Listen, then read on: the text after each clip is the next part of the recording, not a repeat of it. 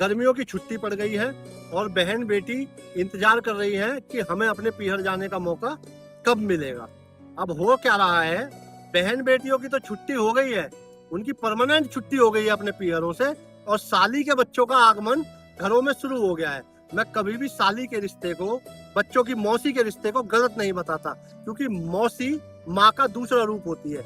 लेकिन हमें यह समझने की जरूरत है कि जो हमारी बुआ है और हमारी बहनें हैं वो हमारा दूसरा रूप है।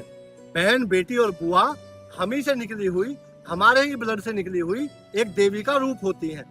अपनी माताओं को और बड़ी बहनों को भी ये समझाना चाहता हूँ, जो लोग अपने बच्चों को बुआओं से, दादी से दूर रखते हैं, उन लोगों को समझने की जरूरत है।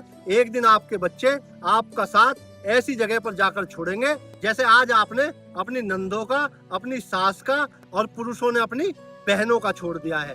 तमाम लोगों को हमेशा समझाने की कोशिश करता हूँ, छुट्टियां पड़ गई हैं, अपनी बहनों के यहाँ जाओ, अपने भांजे भांजी को देवी देवता का रूप मानकर उनको घर लेकर आओ।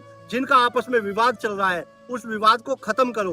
बहन बेटियां हमारे ऊपर हमेशा गर्व करती हैं, और हमेशा कहता हूँ, बहन बेटियां हाथ का दिया हुआ लेती हैं, जेब का नहीं। इसलिए उन लोगों को समझाना चाहता हूँ जो शादी होते ही अपने माँ बाप से अलग हो जाते हैं और रिश्तों की अहमियत को भूल जाते हैं। उन लोगों को भी ये समझना चाहिए जो छुट्टियां पड़ते ही अपनी साली के बच्चों को तो घर बुलाते हैं और भांजा भांजी वहाँ मुंह फाड़ कर इंतजार कर रहे होते हैं कि हमारे मामा मामी हमें घर बुलाएंगे या हमें लेने आएंगे। आप एक बात याद रखना, जैसे आज आप अपने माँ बाप को लात मारकर उनसे अलग हो गए और अलग रह रहे हो, और जिन बच्चों की आप परवरिश कर रहे हो, एक दिन ये आपको ऐसी घुमाकर लात मारेंगे कि आप ऐसी जगह बैठकर रोएंगे जहां आपकी आवाज को कोई सुनने वाला नहीं होगा।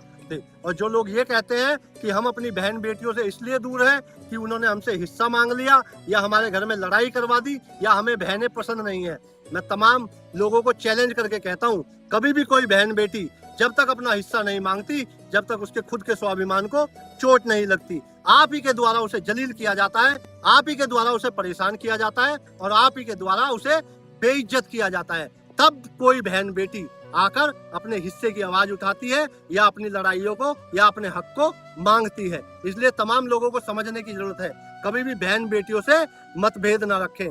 जिसने बहन बेटियों को सताया है, खून के आंसू रोया है, ये अपने अनुभव से बता रहा हूँ। इसलिए तमाम लोग समझ जाएं, बहन बेटी बुआ और माँ इन सब की इज्जत करें।